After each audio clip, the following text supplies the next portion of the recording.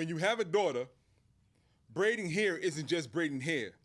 It's a process. Wash. Keep her thoughts clean to help bring up the danger for the world. Condition. To recondition her roots so she realizes she's not a black, broken, brittle piece of herself. Blow dry, medium to low heat, protect the history of her roots, seal in your lessons. You see, this is a process because these lion relaxers will rip her from her culture like native tongues are ripped from her mouth. You see, when men have daughters, we hear, you're gonna reap what you sow. I mean, what goes around comes around. So I part their hair straight to continue the path of angels sleeping in their nappy-headed roots because equality can't be boxed in a box braid. So I grease up with black gospel versus putting the Holy Ghost in my combs because ethnic roots are blessed with trials and tribulations, like when white counselors told my daughter she can only choose in community colleges, but universities show her the money with full-fledged educational scholarships. Braiding hair isn't just braiding hair. Style it with a spiritual connection, a beautiful three-strand trinity, father, daughter, holy bond. Blessed be the shotgun for the prom date. This ain't just braiding hair, so I braid underhanded to hide my fears of black girl magic, cause black girls are vanishing just like black boys. They go missing like barrettes. When a Tamir Rice gets shot, everyone forgets about Rakia Boyd, Ayanna Jones, Sandra Bland. These women have fathers like me that will go into Walmart to grab period pillows, rags, sanitary napkins, tampons, and dare somebody to say something. They can catch these Shay butter anointed hands. See, this is more than just braids and ponytails. These are open conversations like, Daddy, why can't I date him? Didn't you sell drugs? Like, Daddy, I think she wants to take me to the dance. This is more than just braiding hair. This is therapy. This is baby. I put the drugs away a long time ago because you're the only potent substance I wanted to handle. It's baby. You can choose whoever you want. Just remember that Daddy loves you. Because, baby girl, your path won't be easy. You can't be tender-headed. You got to be able to handle any style. Because this world will twist, lock you up, ban you into knots because they dread your existence. This is not about braiding your hair. It's about quality time, ending daddy issues, being your shoulder, but you not needing it, unapologetically independent. It's showing unconditional love when this world gives you conditions. So even when my hands cramp, I will wash, dry, part, grease, twist, and braid my life around yours, because it's always been about loving you and never been about braiding your hair.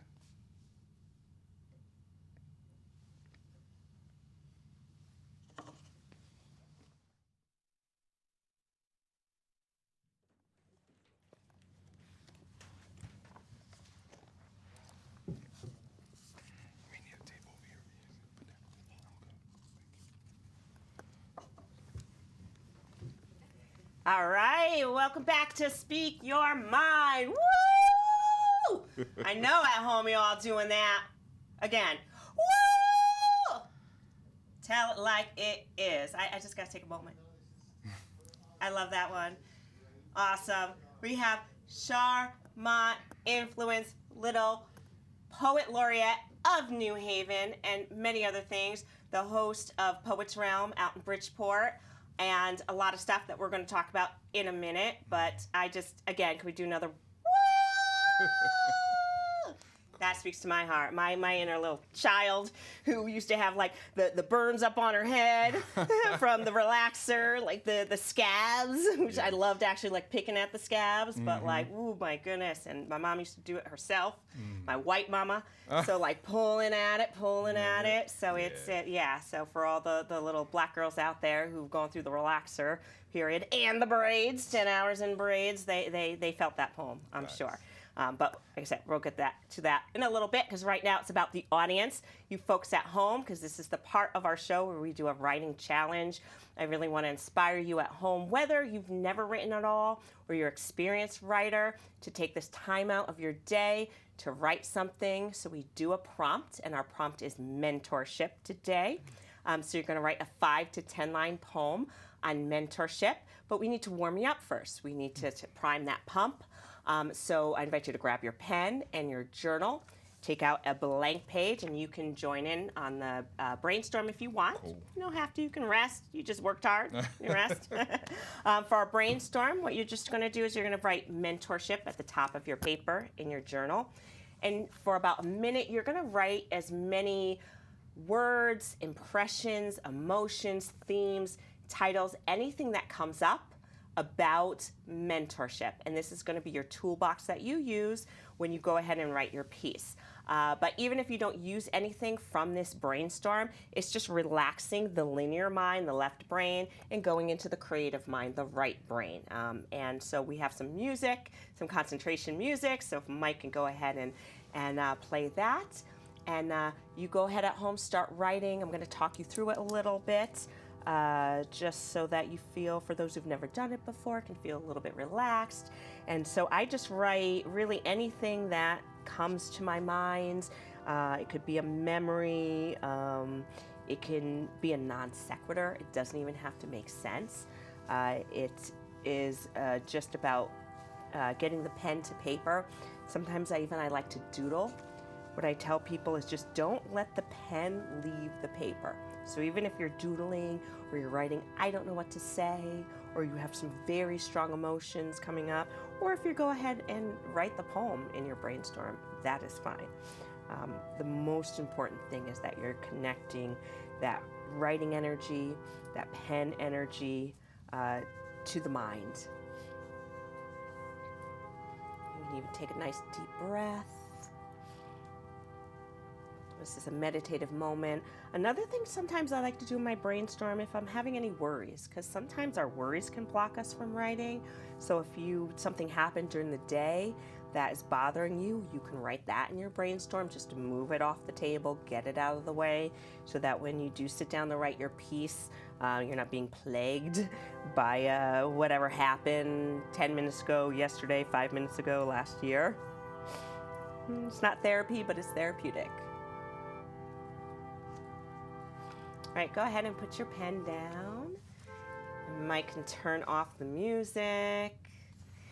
And the next thing you're gonna do, and you can pause the video and come back to it if you want, or while we're sharing, you can write your piece.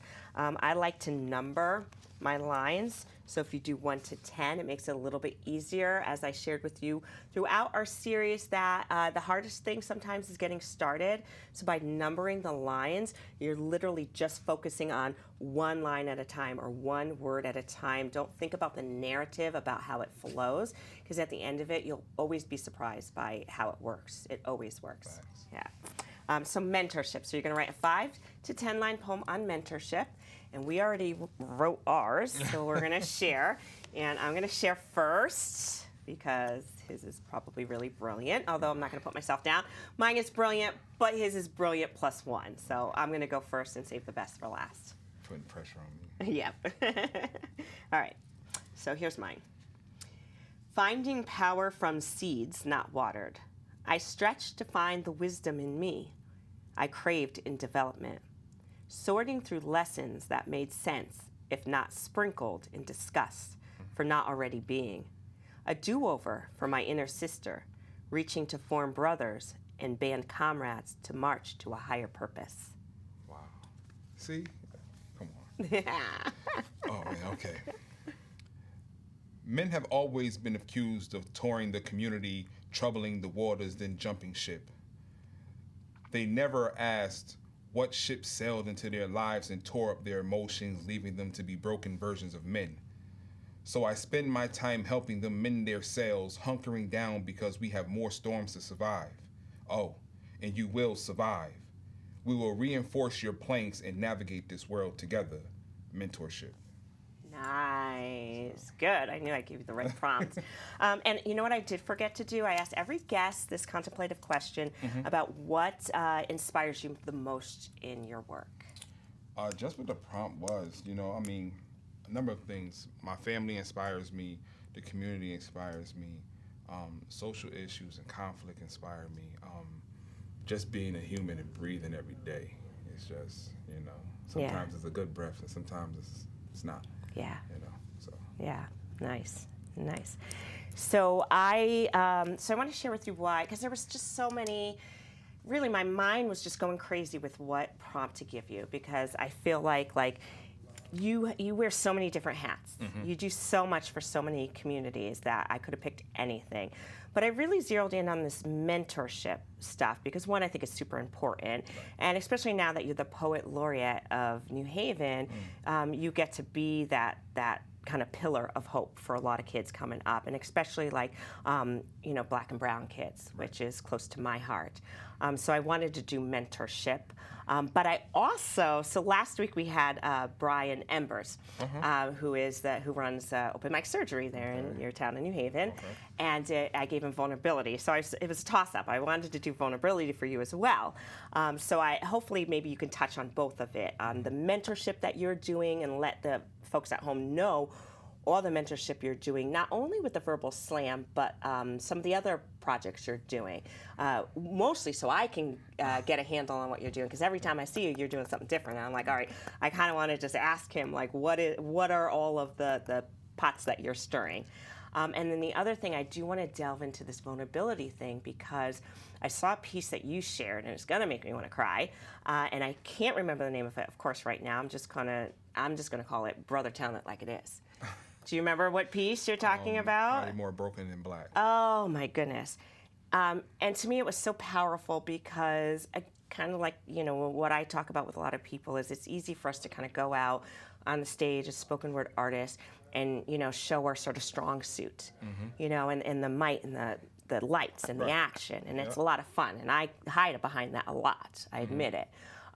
But when I see someone, especially like you, who is so prominent in the community, who has every reason to kind of keep up the bold face, talking about those really, really hard things, in life, I'm like, yes.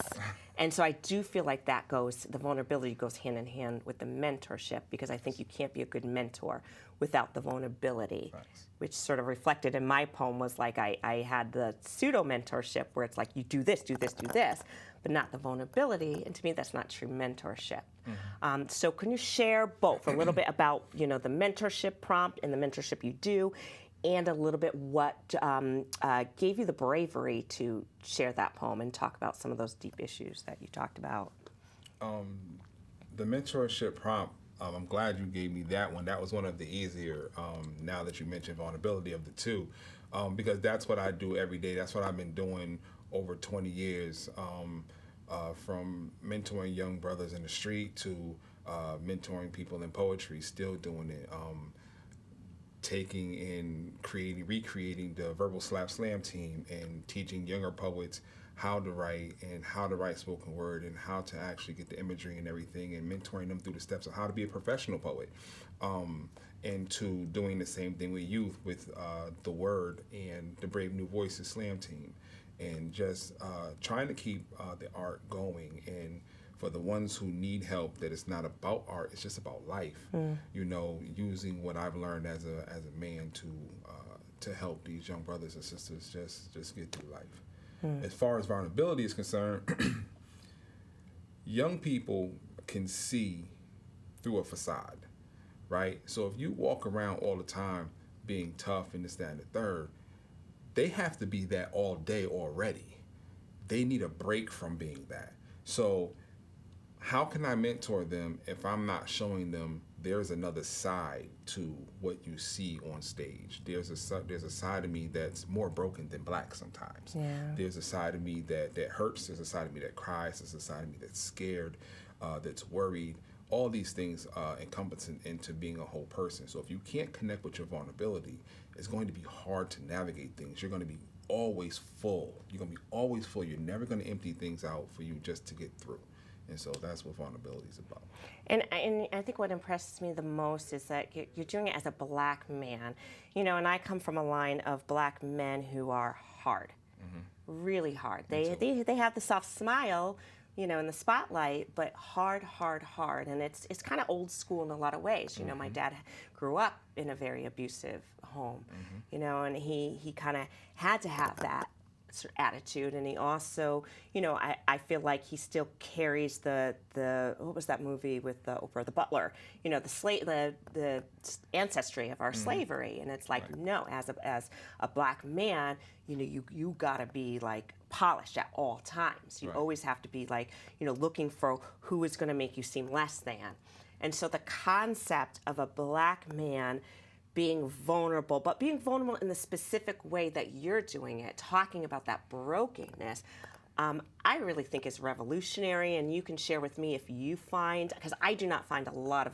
role models, Black men, who are speaking as deeply as you are. Do you find that, other than at Poets Realm, but you create that? Right. So all this has been a year and a half to 2 years coming, because at one point I didn't believe in therapy, even though I am a psych nurse. My early years was as a psych nurse. I didn't too much believe in therapy, but I'm involved with a play that's called Death by 1,000 Cuts, and a requiem for Black and brown men. And this play talks about everything from Black men from being young and dealing with colorism in our communities and ranking and being picked on, to being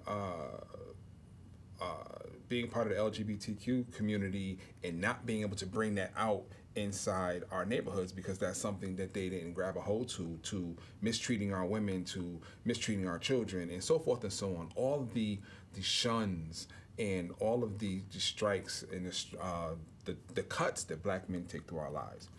That started my healing process with this play, because we have the director and 4 other young men all sitting together, and every single time this poem is these prose, this play is breaking us down, and we're having these deep, heartfelt conversations, and we're crying together, and we're healing together, and then we're performing this play, and on stage we're actually crying because it's just incredible. So that started my vulnerability, because for a long time I was that hard man. I wouldn't talk about my feelings. I wouldn't do those things at all. So I credit my good friend Steve Driffin, and also my man Chief, Michael Chief Peterson, because he started the More Broken Than Black. There's a track on his album Keep Going, and it's like 10 of us, all prominent spoken word artists from all over the country, and we're talking about being more broken than Black. Wow. Have you heard of the Witness Stone Project? No. So Antoinette Brimbrell, who's our wonderful Connecticut State Poet Laureate, and so she was part of a group called the Witness Stone Project. So it's this. You'll have to look it up because I don't have time to go into it. Right. But I just have a vision of what you guys are doing as men and what they're doing to bring in the ancestry of the slaves, the forgotten voices. I don't know. I'm just feeling something. Yeah. I don't know what, but just put it on the radar. Yes. So I want you to let the audience at home know all the stuff you're doing, especially that play. Is it still going on? Can we come see it? The next time the play is going on is in Clinton, Connecticut on April 13th. You can go on the Clinton, Connecticut city website, and you can find the tickets are free. They've already paid for them and everything, so it's being shown in Clinton. Amongst that, I started a new open mic in New Haven during my inauguration called Elm City Flow, and the next one is going to be the second Friday in May, and it's going to be every other month for this year, trying to get it every month for next year. And what time does that start? That starts at 6 o'clock, and we go to about 8:30. Okay, great.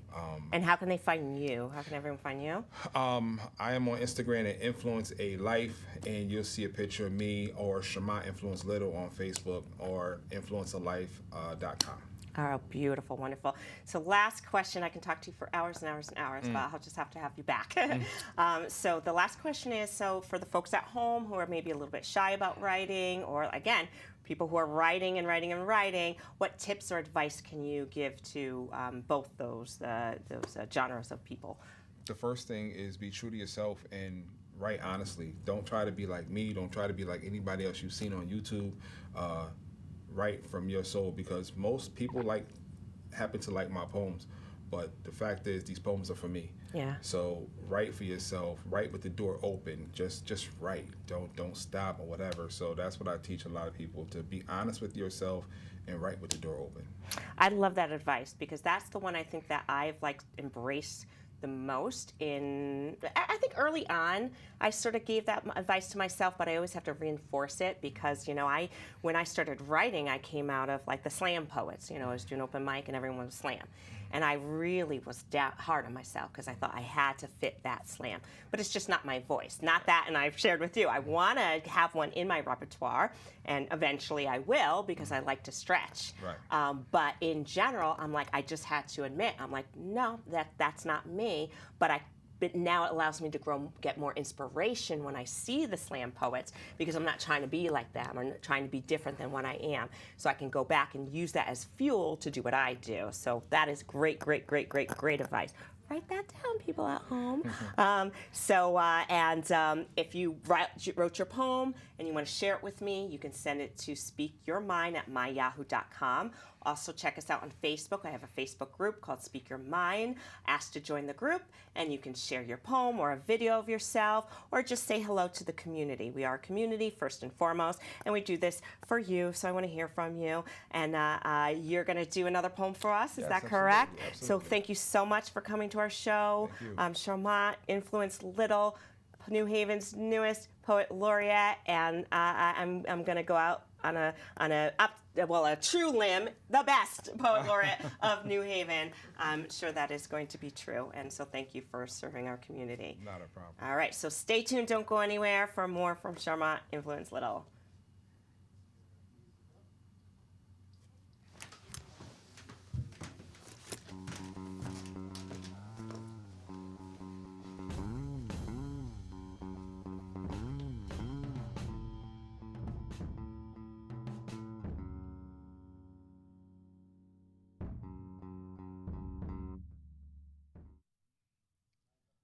I had a conversation with a black boy the other day, gunshot victim. He asked, "What makes a black man be a nurse?" I told him the last line of the nursing pledge reads, "I dedicate myself to the devoted services of human welfare." Well, I guess you black boys are the only humans because your welfare seems to be the only ones at risk. As a nurse, I've seen more black boys die in hospital beds than I care to count. Have heard more mothers scream, "God help me," with the white voice in the room saying, "I did all I could." Do you know what a street beef smells like? It smells like the hot slugs cooking in a black boy's chest. Because I'm from a city that knocks down projects because the rubble makes better battlegrounds. Turning black boys into green berets, playing in concrete jungles, moving like renegade soldiers fighting for their big piece of poverty. Call it black on black civil war. Call it ethnic suicide. But black boy, you ain't no soldier. I've seen how you die. Tears running, fists clenched in fear, body quivering like mama's little baby. I've seen bullets pulled from your ribs the way food is pulled from your teeth. Black boy, how can you digest death but you can't chew life? There's no honor in how you die. Body broken like bread, hands baptized in your blood. I've seen your purple heart on chill like the devil's coming for dinner. Black boy, don't you know what your blood looks like on white sheets? It looks like emasculation, mental conditioning. It looks like extermination. It looks like your blood knows how to die. Like mama stretched across caskets like American flags, folding herself into fetal triangles, delivering her tears to pillows, realizing she won't hang any more spangled banners for her stars. It's like my nursing degree has become a one-way ticket to watch you die, choking on bloody bullets over and over and over again. It has to be a sin. Black boy, it has to be a sin that you learn how to pull 9mm before you can even pull a 900 on your SATs. That I learned how to pull bullet fragments before I learned how to pull splinters. Black boy, we don't need no more GI bills. Aren't you tired of depositing bullets into your GI? Gastrointestinal tract, taking gut shots. Don't you know the devil's a glutton for a black boy's flesh? Cause your flesh be beautiful, your flesh be sacred, melanated Morse code, your flesh be forget failure. Black boy, you ask what makes a black man be a nurse? I say when the overflow of self-hatred and blood tsunamis the emergency room, when hospital beds, gauze, and sutures no longer keep the damned from leaking. I say you, black boy, I became a nurse hoping these hands will be your Teflon second chance, because the only shots I ever want you to take are the ones at greatness.